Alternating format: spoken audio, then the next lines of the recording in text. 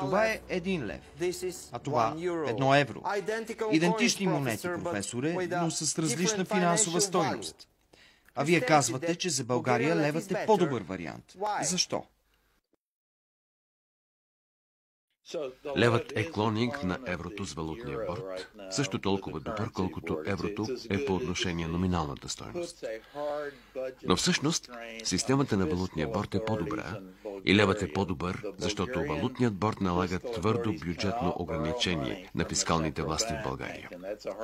Те не могат да вземат пари от Централната банка. Това е твърдо бюджетно ограничение. Ето защо от 1997 година насам се представя чудесно от фискална гледна точка. България е сред лидерите в Европейския съюз с нисък дефицит, съотношението държавен дълг брутен вътрешен продукт е ниско.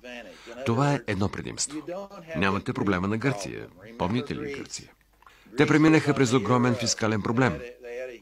Същото вероятно ще се случи в България, ако приемете еврото.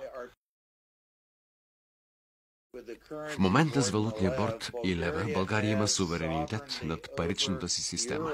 Тоест, ако нещо лошо се случи с еврото, България може да смени резервната валута на щатски долар или злато, или друга по-висша такава. Вторият аспект на суверенитета е, че сега резервите на лева се пазят в България, контролират се от българите. Ако влезете в еврото, ще трябва да изпратите огромни суми от резервите си във Франкфурт и ще се контролират частично от Европейския съюз и Европейската централна банка.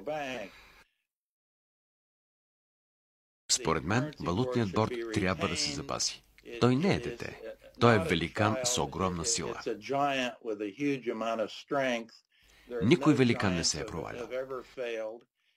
И второ, системата е свършила чудесна работа при различни кризи, включително кризата на руската рубла, голямата рецесия, гръцката криза. Много добре оцеля през всички тези моменти, дори и при срива на КТБ и скандала в България.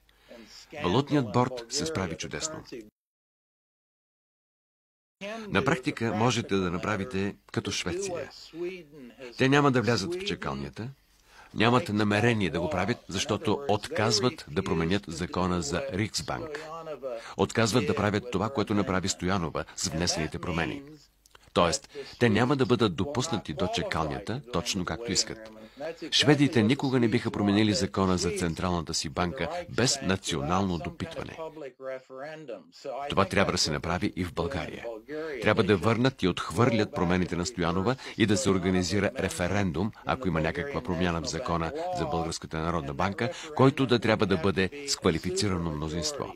67% от българското население да одобрява всяка промяна в този закон.